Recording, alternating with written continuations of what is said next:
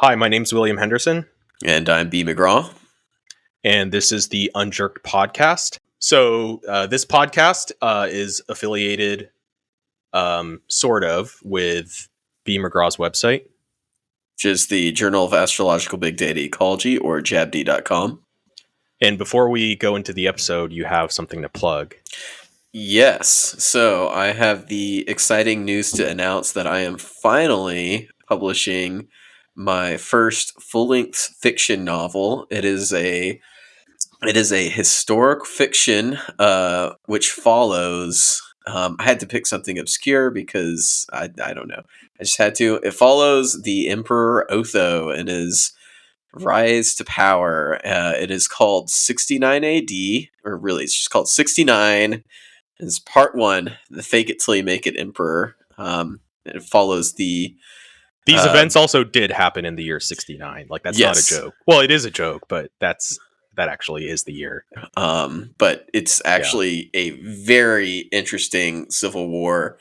About 5 years ago, I wanted to try my hand at writing fiction after I started writing, and I thought, well, that's a really interesting story that hasn't been fictionalized yet. So honestly, I just kind of started fictionalizing the whole thing. I just opened up Tacitus and started going and fictionalizing it, and then turns out the first Emperor Galba wasn't that interesting as a character, but Otho was very interesting. So I'm publishing that part, and I'll probably publish the Vitellius as part 2, and I don't think I'm going to do Vespasian. But it's been about a year of writing part 2, and then 3 years of on and off editing, and it is finally uploaded to Amazon. Hopefully by the time you hear this podcast, you can look it up and buy it, and please leave a review. Awesome. All right, so the episode that we're doing this week is about taxes. So a lot to talk about there. So, yeah, we were talking before we started recording, but basically there's no like one answer to like what is good tax policy, because it really depends on what your values are. It comes down to a value judgment, and honestly, the theory behind it and also the circle jerks kind of came down to it. Where are your values? I think it really boils down to because people are always mad at whatever's wrong with it, and I think you're either mad at inequality, or are you mad at government wasting money, or just like deadweight loss? Right. So one thing that I think area where we can correct the record is like, what is the actual tax brackets where certain outcomes are maximized? Because I think a lot of people will just like BS, and they'll say like, well, if we, change the tax rate from this to this, it'll actually increase revenues. And, there's actually studies that actually look into like, okay, what's the actual revenue maximizing rate? What is the rate that maximizes GDP growth? There are actually different values, or different numbers. So it really depends. So first, like the theoretical basis for why taxes exist, I think most societies have some sort of taxation, and the ones that typically did not were usually ones where the government had access to some sort of export market natural resource. So oil states, for the longest time, had no taxes because the government directly owned oil companies that generated a lot of revenue on the export market. And so they just kind of had a different way of bringing in revenues. But the reality is most countries don't have that. And unless you want to nationalize, some sort of natural resource industry, which most people don't, the only way to raise revenue is taxes. And you could say, well, why do you need revenue at all? And there's an actual like theoretical way of thinking about this. So there's 4 types of goods, and it depends on whether they're excludable or rivalrous. And so if you combine the 2 traits, like is and isn't excludable, is and isn't rivalrous, you get 4 different types of goods. Excludable means you can stop someone from accessing it. And rivalrous means if you access it, it degrades someone else's access to it. So excludable would be like, what's not excludable? Well, air is not excludable. You can't stop someone from breathing air. That's some Spaceballs logic. Yeah. Well, like air is like free. Like there is no air market. Yeah. Like air is free. I mean, there's like compressed air, but like, like actual air is free. And that's because it's non-excludable. And then with rivalrous, so, clothing is rivalrous because if you put on a shirt, no one else can wear that shirt at the same time. What's not rivalrous? Well, going to the movie theater to a certain limit is not rivalrous because there's, assuming there's still seats in the theater, if an extra person shows up, it doesn't stop the people already there from watching the movie. Mm-hmm. So when most people think of markets, they think of private goods, which is something that's excludable and rivalrous. So food, clothes, etc. I got this matrix from Wikipedia, but this is like an established system. Yeah, that's a good matrix. Yeah, so I would say most people would agree private goods, you should probably just have the free market provision it within reason. Mm-hmm. And then club goods are when something is excludable but non-rivalrous. So you can stop people from accessing it, but you enjoying it does not prevent other people from enjoying it. So software subscriptions, etc. And those, like movie theaters and actual social clubs, those are also usually provisioned, by the private markets.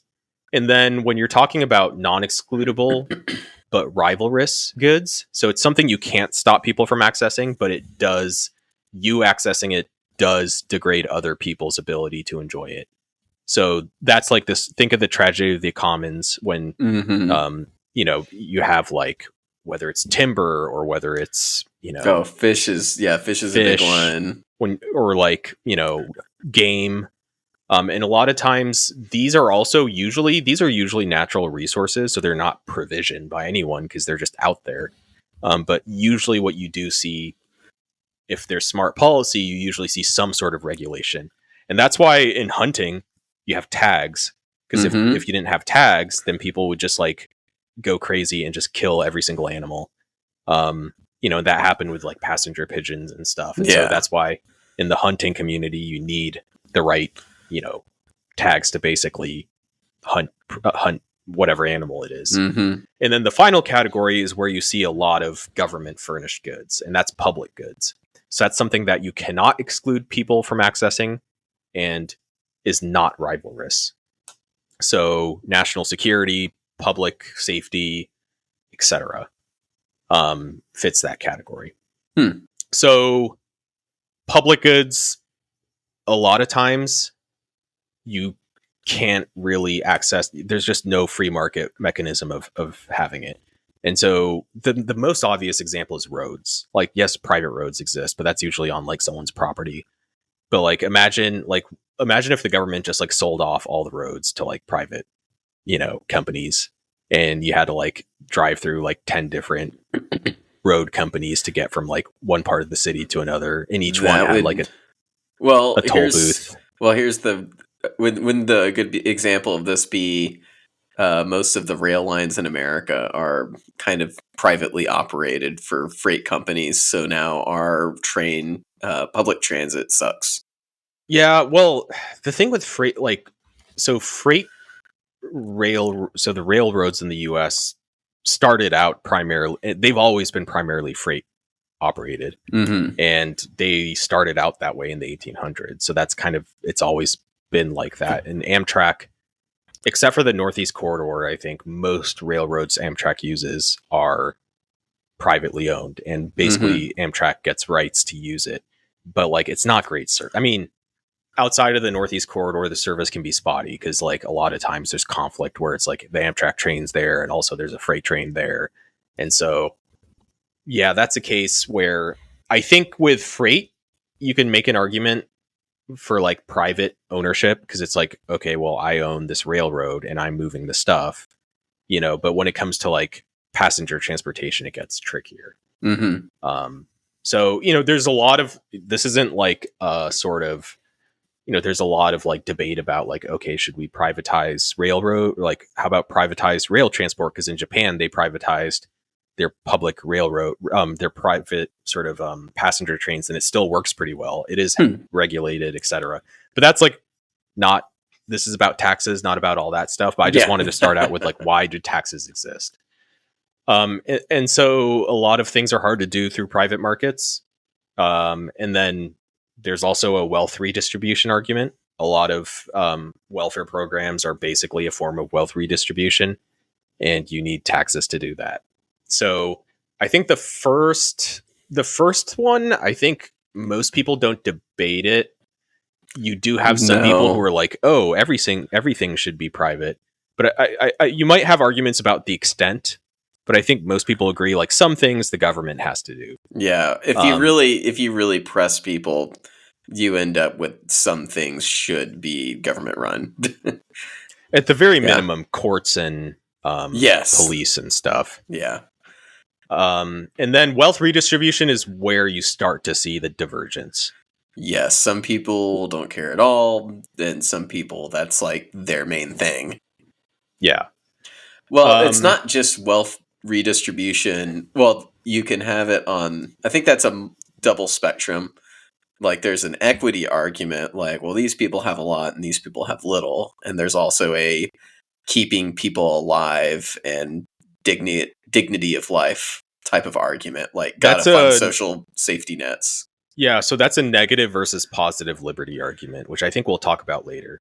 But a negative liberty basically means the government cannot take something away from you, whereas a positive liberty is like you have the right to have this provision to you. Yes. Yeah. So international comparison. So essentially on the income tax side, general trend is it's higher in Western and Northern Europe, East Asia, Oceania, which is basically Australia, etc. And then it's lower in Central Europe and the Middle East. So income tax, you tend to have Western Europe, Northern Europe is quite high. You see Norway's a little lower than Sweden and Finland. I think that's because of the oil revenue they have. Oh. That's just a guess. And then East Asia is very high. China, South Korea, Japan. And then, like I said, Australia is very high. And then Latin America is kind of in the middle. Africa is kind of a mix. Yeah, that's all over the place. Yeah, the Middle East the oil states in the Middle East are very, very low. Central Europe, or Central Asia rather, is very, very low. Like Kazakhstan, Turkmenistan, etc. And then the Balkans, except for Greece, are quite low. And so, yeah, I mean, that's basically what you see with income tax. And then with corporate tax, so let's see, is there a map version of this? Wow. With corporate tax, so this is like baselined against the global average, but Central Africa is higher than the global average. Latin America is quite a bit higher. And then Western Europe is kind of in the middle. The US is kind of in the middle. Eastern Europe, all through Russia, from Eastern Europe all the way through all of Russia is quite low. Central Asia is very, very low. And then, East Asia is kind of in the middle. So basically Eastern Europe and Central Asia have very, very low corporate tax rates. So that's what you see. And US tax history. So before the 1930s, basically as a percentage of GDP, taxes were below 5% of US GDP. So there is almost no tax in the country. Well, we didn't have a lot before the 30s in between national defense that was maintained and social programs. Well, I mean, the military was basically like outposts fighting like American Indian tribes and stuff. I mean, that's really what the military was back in the day. And then there was essentially no social safety net to speak of outside of like private, mostly church-based charities, essentially. Yeah. And old people basically, when they got old and like they basically moved into work homes, which were like, at least if you were like not wealthy, you basically work homes were these like dorms where old people would like sew clothes and stuff like that. Wild. Basically, I didn't know about that at all. Yeah, sweatshops and stuff. Old people sweatshops. It's kind of messed up. How did that business plan work? It's it was quite Wasn't great. I'm gonna have to read about that. And Wow. then essentially, like, ever since the end of World War II, like, frankly, the total federal tax, and this is like all types of federal tax, not just income tax, but it's hovered from 15 to 20% of GDP. It's been pretty steady. And so, like, the actual amount of, like, that the total population is getting taxed, at least on the federal level, has, like, not really changed that much in, like, I don't know, what is that, 80 years, something like that. Yeah. However, here there's a few interesting differences. So before the 1950s, tariffs were a much bigger thing. So from the start of the country until, like, maybe the 1860s, so right before the Civil War, tariffs were like 80 to 90+% of federal income tax, or income tax, federal tax. It's a pretty big topic these days. Yes. And then from the end of the Civil War until the 1910s, it was about 40 to 60% range of federal tax was tariffs. And then in the 1910s, basically during World War I, it fell off a cliff because that's when they introduced income tax. Because it used to basically be illegal to collect a federal income tax because there was that clause in the Constitution about the apportionment based off population, whatever. And then once they introduced the amendment for the income tax, that just became the preferred method. And then like, basically since, like, the late 1940s, tariffs have been like 1% maybe of federal taxes. So that's a big difference. Yeah, that's huge. And then another difference is when you look at, and this is from the Tax Foundation, which is was quite an interesting nonpartisan sort of policy institution. But if you look at what type of tax, as a percentage, we already talked about tariffs, but individual income tax has been going up a little bit. Corporate income tax has been shrinking a ton since, like, the 1940s, 50s. Which color is that? So individual income tax is blue, corporate income tax is red, and then payroll tax is green. So payroll tax is Social Security and Medicare tax. And then excise tax is, like, taxes on, like, alcohol and tobacco, and then estate, gift, duties, and other is, like, pretty negligible. I guess excise tax is going down probably because it did its job. Yeah, that's smoke less. But, even though the total tax collected is the same basically as percentage of GDP, it's more and more coming from people's incomes rather than from corporations. And that's notable. There is an argument about, like, because every tax at the end of the day, like, if you tax a company or you tax an individual, part of that, comes from the company, part of it comes from the individual, part of it comes from the consumer. It all depends on how the supply and demand curves intersect, whatever. But still, like, it is quite notable that you see that change happening.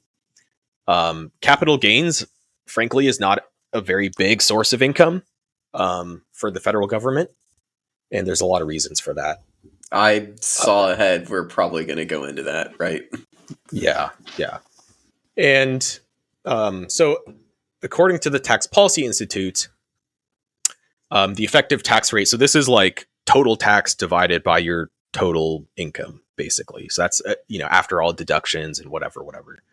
So in the 1940s, 1945, the top 0.01%, about half of their income went to taxes, and now it's about 25%.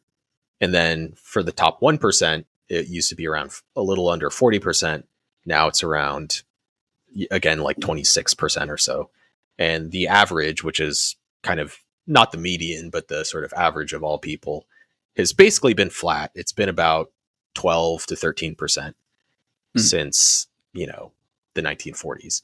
So wealthier people are paying less in taxes than they used to. That's definitely happening. So anyways, there's that. And then, but then if you account for untaxed capital gains, the effective tax rate of wealthier people is even lower than it is if you don't take that into account. Um, the actual highest tax bracket, and this is from the Tax Policy Center too, historical highest marginal income tax rates.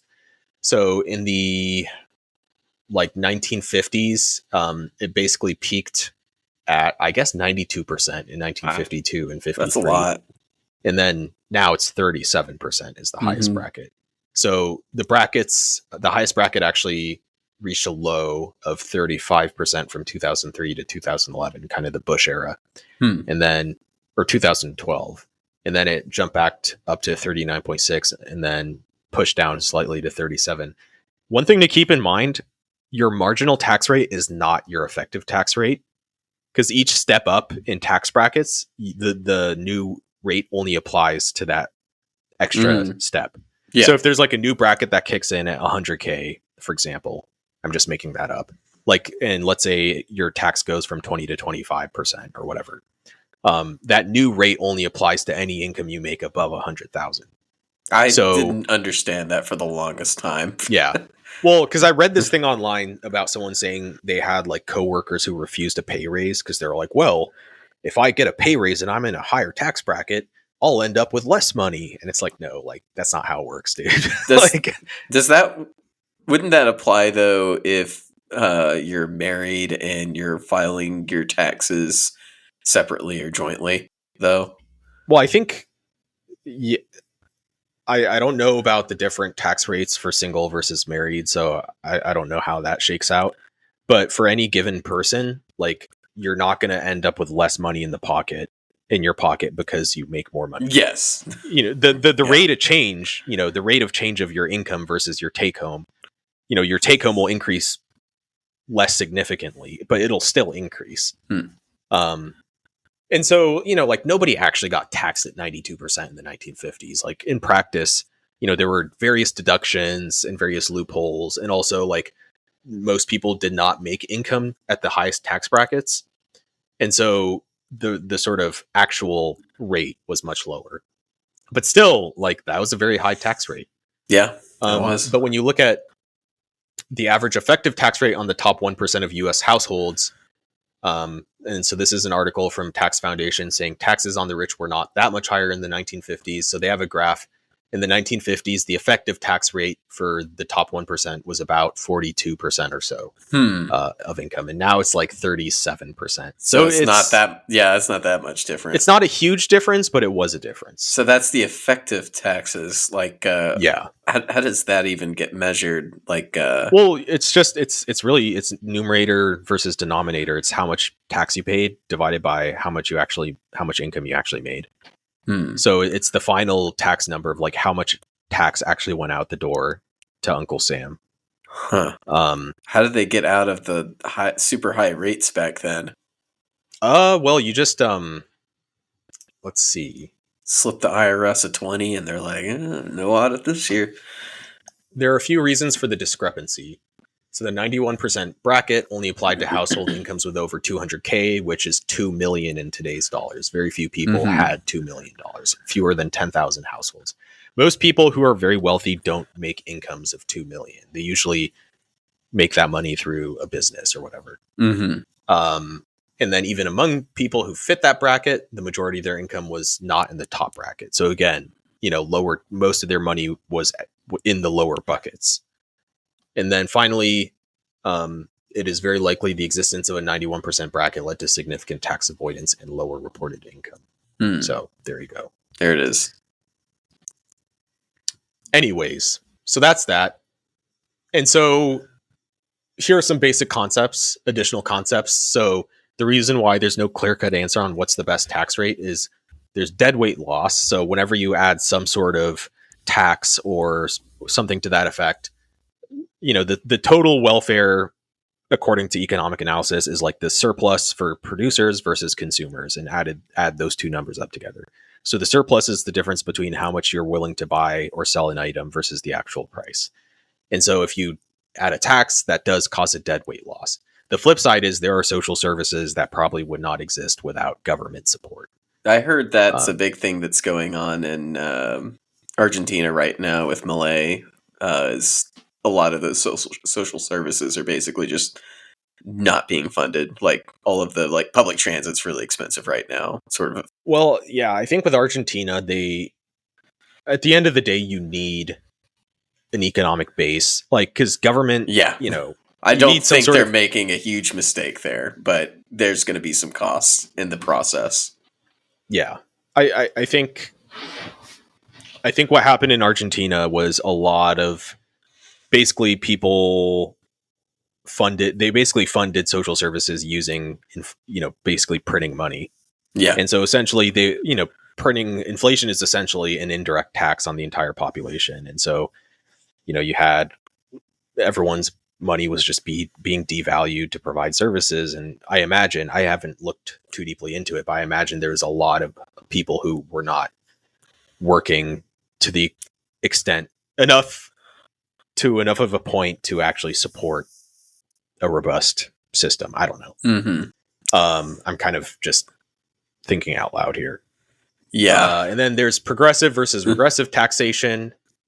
That's kind of a pretty obvious discussion point. And then capital flight, which is like, if taxes are too high, money might leave the country.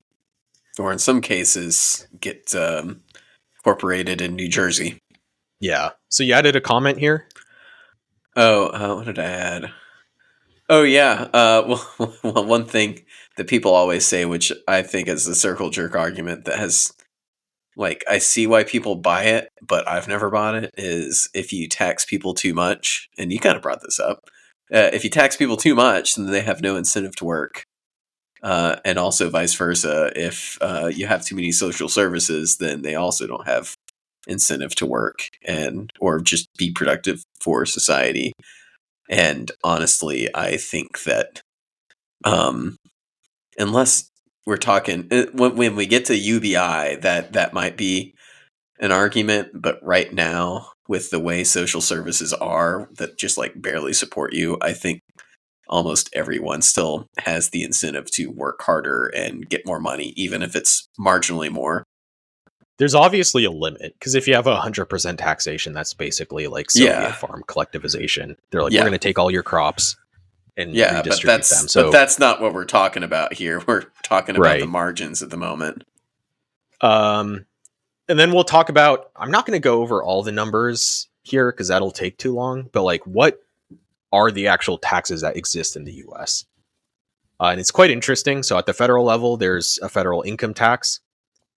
So that combines your payroll, short-term capital gains, rental income, LLC income, etc., and basically combines all that, and that's all taxed. And the top bracket's at 37%.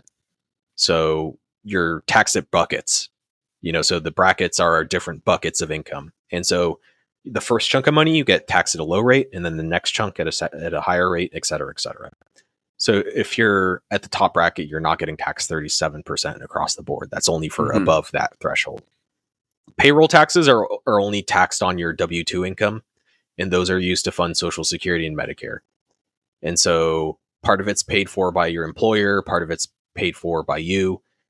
Economists would say in practice, that sort of division is like not a real thing. Really, who bears the burden of the tax depends on the supply and demand curves of labor for that particular role.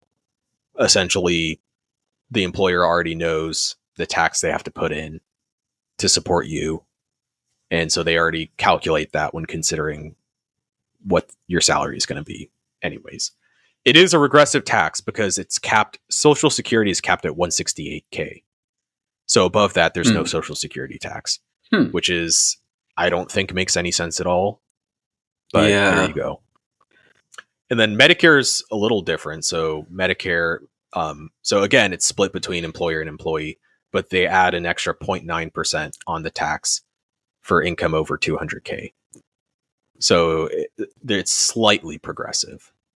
This study says, the study by the Congressional Budget Office revisiting the extent to which payroll taxes are passed through to employees. It's a working paper from 2021, and they basically said 58% of the tax burden falls on employees usually. So there you go.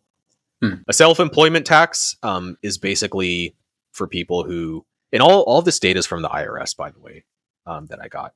Self-employment tax is like people who don't work for a company. They, since you're not paying payroll tax, you have to pay an extra pay. Instead of a payroll tax, you're paying a self-employment tax. So that's something that exists. And then so capital gains, if it's short term, it's part of income. If it's long term, which is more than a year between buying and selling, it's long term, and it caps out at 20%. And the idea there is they're incentivizing long term buy and hold. They don't want people on Robinhood buying and selling like GameStop stock all the time, I guess. The estate tax is basically a tax on all your stuff after you die. It's very easy to avoid if you put your money in various trusts and stuff. It's really easy to kind of shield it, and also it kicks in at $13.99 million. Really? Oh wow, that's high. It used to be, yeah. So before 2001, it was $660K max. Now it's basically $14 million. Wow. So it's kind of funny when people like scream about the death tax and they make like $50K a year. It's like, hey, like you're probably not going to be affected. I didn't know it was that high. Wow. Yeah. Dang. And then in 2017, only 80 small business and small farm estates paid estate tax. Interesting. And then there is an alternate minimum tax, which exists. And, basically it's an attempt to, still have a high enough tax rate for wealthy people. And then there's a gift tax, which also only applies above 14 million. So the 14 million limit is the gift tax plus estate tax combination. Oh my goodness. Yeah. And then there's taxes on corporations. So there's corporate income tax at 21%. There's various tariffs. And then there's an unemployment tax paid for by employers to help support unemployment insurance. And then taxes on transactions at the federal level. It's mostly just excise taxes. And then there's also a net investment income tax. And I didn't really look into that, so I'm not going to talk about it. But apparently it exists. State taxes are, essentially, it obviously kind of varies from state to state. But the individual income tax, so some states have no income tax at all, and some states have very high taxes. So California is a 13.3% top marginal income tax rate for the state, which is pretty high for a state on top of federal. And then if you're looking at sales taxes, so some states have no sales tax, and then the highest sales tax state, it looks like maybe Louisiana. Really? Louisiana? At 9.56%. Well, a lot of times when states have really low income tax, like Washington State, for example, it says here they only tax capital gains income. So they don't have an actual income tax.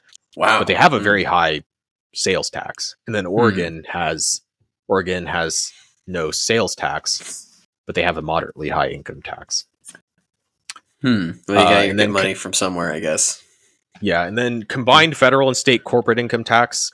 So this already accounts for the federal corporate tax also, but the highest is New Jersey at 30% total.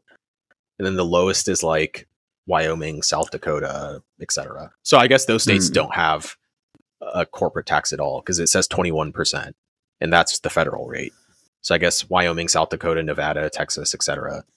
Various states don't have a tax. So, I mean, there's no obvious patterns. It just kind of like, there's just various taxes. And then some states have various excise taxes too. So New York, Connecticut have very high excise taxes.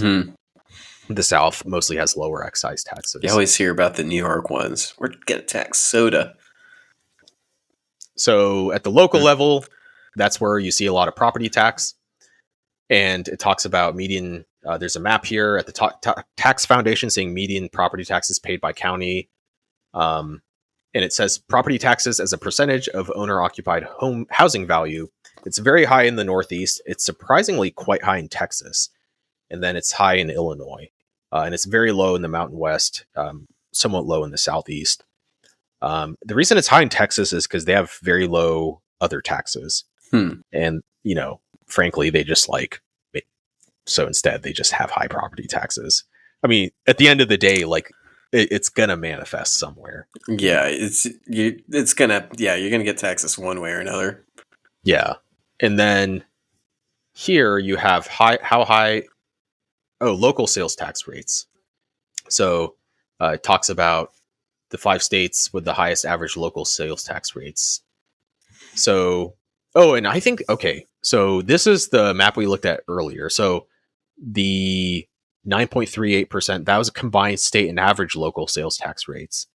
So Louisiana, 9.56%, that's the state plus the average local sales tax. So that's a correction right there. Local cities almost never have income taxes. So yeah, that'd be crazy. Usually where. Yeah. All right, that's part 1 of our episode. We'll do part 2 next.